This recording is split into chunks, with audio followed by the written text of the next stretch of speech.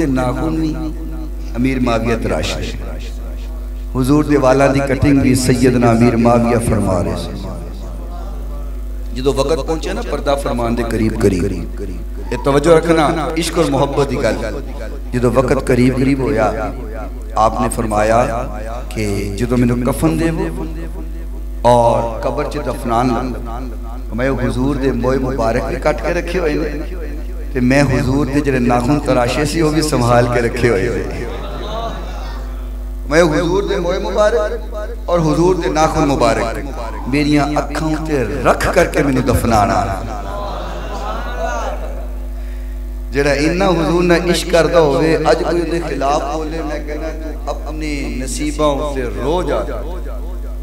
और यही ते वजह, यही वजह जान जाओ, यही वजह कि हाथ भी उन्हां दे, सीने भी उन्हां दे, तलवारां भी उन्हां दी, छुरियां भी उन्हां दी, सारा कुछ ही उन्हां दा। जो मर्जी करो, तुहाडा ईमान कहना स्वाब मिलता है। मैं कह लवो लवो होर लवो, साडा उहदे नाल की ताल्लुक? क्योंकि जिहड़ा नबी दे यारां दे खिलाफ बोले, फिर उनका अंजाम दुनिया ते भी दुनिया वेखती है, आखिरत अंदर जो होना है वो तो होना ही होना है ना। मैं मेरी अखां के रख देना क्यों?